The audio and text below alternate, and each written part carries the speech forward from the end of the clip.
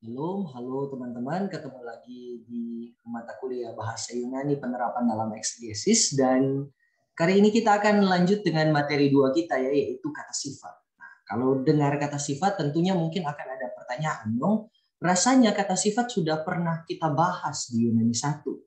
Kenapa harus bahas lagi di Yunani 3? Nah, teman-teman, kata sifat yang akan kita bahas di Yunani 3 ini khusus untuk kata sifat pas.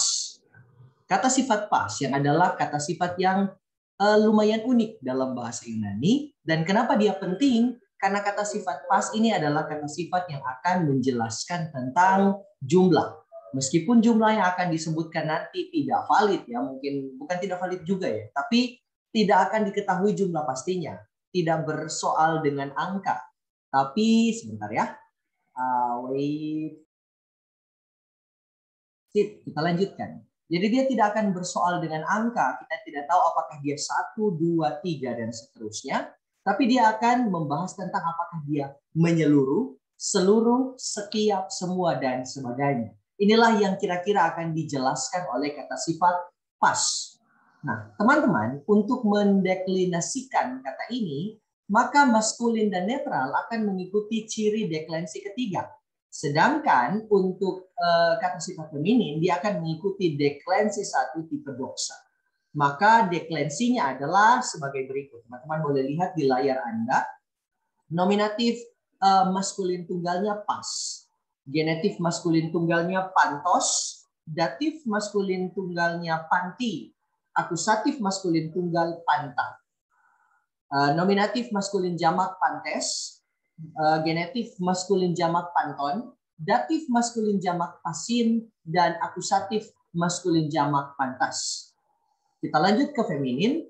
Nominatif tunggalnya pasa, genetif tunggalnya pases, datifnya pasei, akusatifnya pasai. Untuk jamak, feminin jamak, nominatif feminin jamak pasai, genetifnya pason, datifnya pasais, akusatifnya pasas. Demikian pun dengan netral. Untuk netral, nominatif tunggalnya pan, genetif tunggalnya pantos, datif tunggalnya panti, akusatif tunggalnya pan. Nominatif jamaknya panta, genetif jamaknya panton, datif jamaknya pasin, dan akusatif jamaknya panta. Teman-teman, saya minta maaf ya, hari ini kepala saya agak menyilaukan karena memang baru selesai dari kegiatan latsar dan rambutnya belum tumbuh ya. Jadi minta maaf kalau masih dalam keadaan botak.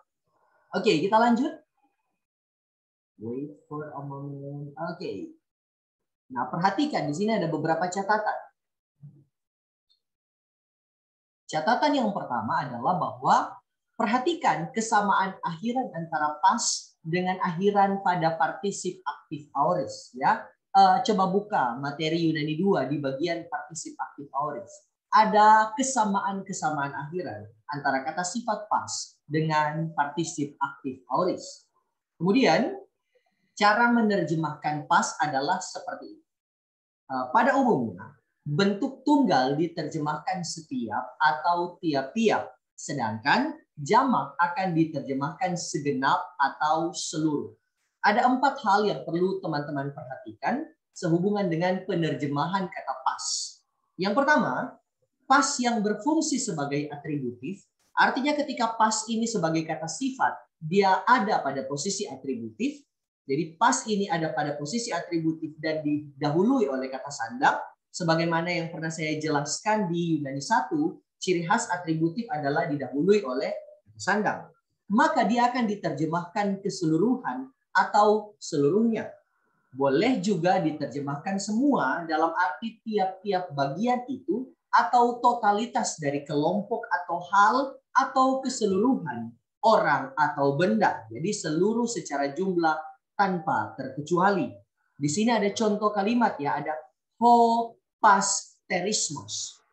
Hopasterismos akan diterjemahkan seluruh panen atau keseluruhan panen. Jadi dia tidak terkecuali sama sekali. Semua bagiannya terinclude di dalam pas yang berfungsi sebagai atributif. Kemudian yang kedua adalah pas dalam posisi predikatif. Artinya pas di sini tanpa kata sandang. Kata sandang akan ada pada kata benda yang mengikutinya. Dia diterjemahkan semua dalam artian kebanyakan dari jumlah itu atau sejumlah besar atau sebagian besar. Dia tidak menunjukkan totalitas dari jumlah itu. Yang diterjemahkan di sini adalah pada umumnya, kebanyakan atau banyak sekali dari satu bagian anggota atau organisasi atau kumpulan.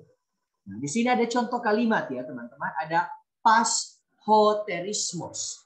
Pashoterismos akan diterjemahkan kebanyakan dari panen atau panen pada umumnya. Kemudian kita lanjut. Sebentar ya.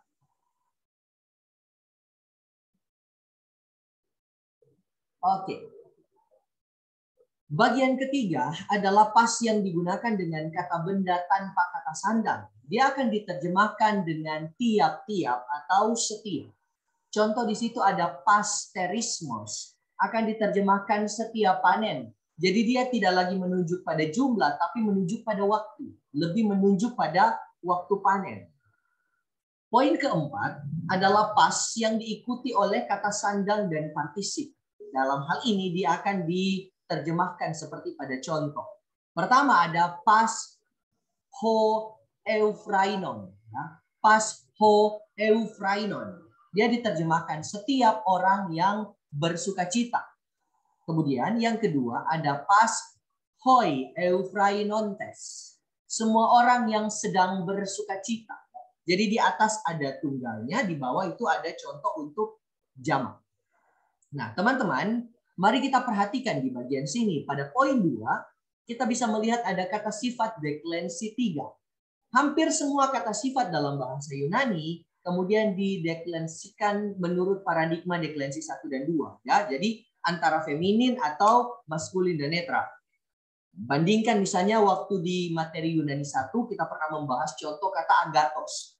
Agathos itu kan paradigmanya memang terlihat deklensi 1 atau deklensi 2. Akan tetapi ada sekitar 60 kata sifat dalam perjanjian baru yang mengikuti deklensi 3. Deklensinya dapat dibandingkan dengan deklensi 3 kata benda tipe genos. Bentuk maskulin dan femininnya sama, hanya bentuk netralnya yang mempunyai perbedaan. Dalam kosakata, kata-kata sifat dengan jenis ini didaftar dalam bentuk nominatif maskulin dan netral tunggal. Contoh di bawah ada kata aletes atau aletes. Ya. Maskulin dan femininnya, teman-teman boleh perhatikan. Ya, sebentar. Maskulin dan femininnya untuk nominatif tunggalnya aletes, genetifnya aletus, datifnya aletei, akusatifnya alete. Kemudian nominatif jamaknya aleteis, genetifnya aleton, datifnya aletesin, dan akusatifnya aleteis. Netralnya untuk tunggal, nominatifnya aletes, genetifnya aletus, datifnya aletei, akusatifnya aletes. Kita pindah ke jamak, nominatifnya alete, untuk genetifnya aleton, datifnya aletesin, dan akusatifnya alete. Oke, kita lanjut teman-teman. Di sini ada yang namanya kata sifat yang berdeklensi campuran. Nah, apalagi ini ya, mulai rumit ya. Oke, kata sifat yang berdeklensi campuran apa itu adalah oke, sebelum ke penjelasan ya, saya antar dulu. Ada beberapa kata sifat dalam bahasa Yunani yang berdeklensi campuran, yaitu sebagiannya mengikuti pola deklensi 1 dan 2 dan sebagiannya mengikuti pola deklensi 3. Artinya deklensinya bercampuran, ada deklensi 1, ada deklensi 2 dan ada deklensi 3. Dan sebelumnya kita belum pernah mengikuti atau mendapati kata sifat yang deklensinya tercampur seperti ini. Biasanya baik di Yunani 1 maupun di Yunani 2, orang selalu ketemu kata sifat, oh kalau deklensi 1 ya sudah berarti feminin. Kalau kata sifat itu pun berlaku untuk kata benda ya. Kalau deklensi 2 berarti dia terpisah dengan deklensi 1. Dan dia tidak akan pernah bercampur. Tapi untuk pertama kalinya, kita akan menemukan ada kata sifat yang deklensinya campuran. Ya. deklensinya bercampur. Nah, nominatif dan akusatif tunggal dari maskulin dan netral mengikuti deklensi 3. Sedangkan sisanya mengikuti deklensi 1 dan 2. Contoh di sini ada kata polus dan megas. Deklensinya adalah untuk maskulin kata polus, tunggalnya nominatifnya polus, genetifnya polu. Datifnya minta maaf ya, ini agak kasar untuk orang Manado ya. Datifnya poloi, akusatifnya poliun. Kemudian jamaknya, nominatifnya ya memakai ulang ini pokoknya. Nominatif jamaknya poloi, genetifnya polon, datifnya polois, akusatifnya polus. Ya minta maaf ya, kita berkali-kali memakai. Memang begitu pokoknya, teman-teman, ini tidak bisa dipaksakan. Yunaninya memang seperti itu. Oke, kita lanjut ya teman-teman. Oke, ini femininnya. Jadi femininnya untuk tunggal, nominatifnya pole, genetifnya poles, datifnya polei, akusatifnya polen. Untuk jamak, nominatifnya polai, genetifnya polon, datifnya polais, akusatifnya polas. Netralnya untuk tunggal, nominatifnya polu, genetifnya polu, ya polu. Jadi nominatifnya poliu, genetifnya polu, datifnya memakai ulang ini minta maaf, poloi, akusatifnya poliu. Untuk jamak, nominatifnya pola, genetifnya polon, datifnya polois, dan akusatifnya pola. Nah, di bawah sini, ya.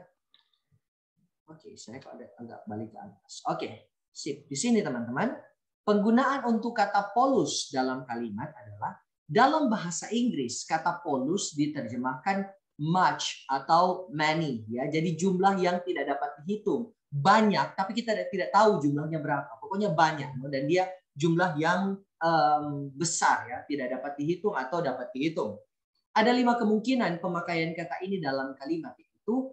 Yang pertama, dia bisa diterjemahkan banyak, dan biasanya kalau dalam bahasa Yunani dia merujuk pada orang banyak kah, atau kerumunan kah, dan sebagainya. Kedua, dia diterjemahkan melimpah, biasanya menunjuk pada panen, air, atau berkat, khusus untuk konteks perjanjian baru. Untuk poin ketiga, dia diterjemahkan dalam, ini menunjuk pada jurang, tanah, atau lubang. Kemudian dia diterjemahkan sering, dia mengikuti kata keterangan, misalnya hujan, ya sering hujan, dan sebagainya. Kemudian dia juga bisa diterjemahkan banyak atau banyak macam. Dalam keadaan netral dia akan diterjemahkan benda atau hal. Nah, benda atau hal ini yang kemudian banyak macamnya, banyak jenisnya. Seperti itu ya teman-teman. Kemudian kita lanjut. Deklensi untuk kata megas, ya. Tadi kan polus sudah, ya. Sekarang deklensi untuk kata megas. Untuk megas kita mulai dari maskulin. Tunggalnya, nominatifnya megas, genetifnya megalu, datifnya megaloi, akusatifnya megan. Kemudian untuk jamaknya, nominatifnya megaloi, genetifnya megalon, datifnya megalois, akusatifnya megalus. Teman-teman, kalau teman-teman ingat ya, salah satu hewan purba yang namanya megalodon, ya asalnya dari sini. Ya, asalnya dari sini, dari istilah megas. Apa artinya megas nanti orang lihat di bawah. Oke. Untuk feminin, tunggalnya nominatif megale, genetifnya megales, datifnya megalei, akusatifnya megalen. Untuk jamaknya, nominatifnya megalai, genetifnya megalon, datifnya megalais, akusatifnya megalas. Untuk netral, orang mulai dari tunggal, nominatifnya mega, genetifnya megalu, datifnya megaloi, akusatifnya mega. Kemudian jamaknya megala untuk nominatif, genetifnya megalon, datifnya megalois, akusatifnya megala. Oke, mari kita lihat penjelasannya ya. Apa itu megas? Nah, teman-teman, megas, kata megas dalam bahasa Inggris berarti great atau large. Ya, jadi hebat, besar, megah, agung, mulia, dahsyat, keras, hal yang mengherankan, hal yang menakjubkan, dan sebagainya. Intinya, megas itu mau menjelaskan sesuatu yang besar, sesuatu yang great, begitu ya, sesuatu yang large, seperti itu. Kemudian, seperti biasa ya, ada vocabulary yang teman-teman harus hafalkan. Yang pertama, di situ ada kata kerja.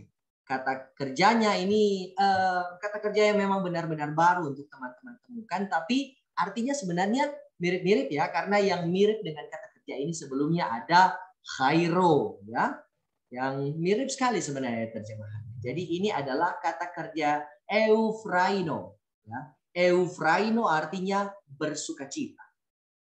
Kemudian yang kedua ada tuo.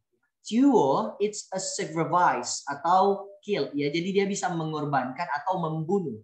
Dan membunuh di sini dalam keadaan ketika orang yang dibunuh itu akan dikorbankan. Kemudian ada moi hewo ya. Mau agak susah ya mau cemu ini ya. Jadi moi hewo ya. Moi hewo. Jadi ini berzina ya. Memang susah mau cumu tapi gampang untuk diperbuat ya, berzina. Kemudian ada sterizo. Sterizo ini membangun atau mendirikan. Kemudian ada 5 kata benda. Yang pertama ada hoterismos, ini panen ya. Panen atau hasil panen juga boleh ya. Kemudian ada hokleronomos, ini ahli waris. Kemudian ada he paradosis atau tes paradoseos. It's a tradition, tradisi. Kemudian ada hositos, ini gandum. Kemudian ada he khair atau tes khairos. He khair atau tes khairos artinya tangan. Kemudian kita lanjut ya. Di bawah ada kata sifat.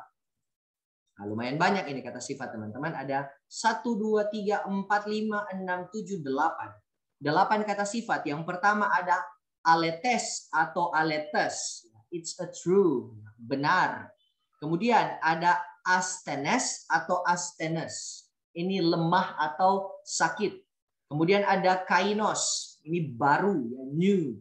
Kemudian ada koinos. Perhatikan ya teman-teman. Ini mirip sekali antara kainos dan koinos. Kainos artinya baru, koinos artinya biasa, umum, tidak tahir atau najis. Kemudian ada monogenes atau monogenes. Ya, ini only begotten. Ya, jadi keturunan satu-satunya. Kemudian ada xenos, it's a strange.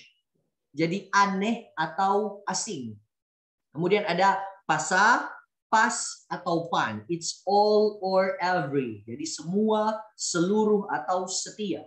Kemudian ada hugies atau hugies, whole atau utuh atau sehat ya. Jadi utuh atau sehat, ada dalam keadaan yang prima lah, seperti itu. Oke, teman-teman, sampai di sini materi kita hari ini. Semoga teman-teman bisa memahami dan semoga penjelasannya jelas. Di sini ada tugas. Kalau teman-teman mau latihan, boleh silakan dikerjakan untuk latihan pemahaman materi Anda. Terima kasih untuk atensi hari ini. Dan minggu depan, bukan minggu depan ya, minta maaf ya, ini lama-lama kelas kan. Untuk materi selanjutnya adalah penggunaan infinitif. Dan ini materi yang lumayan berat untuk Yunani 3. Jadi memang perlu untuk menaruh perhatian yang mumpuni untuk materi ini. Tapi ya kita belum akan bahas itu. Kita masih akan bahas di materi hari ini. Kata sifat ya, khususnya penggunaan kata pas. Dan tadi ada penambahan penggunaan kata megas dan polus. Terima kasih untuk atensi dan perhatian teman-teman. Tuhan Yesus memberkati orang semua. Shalom dan God bless. Immanuel for orang semua.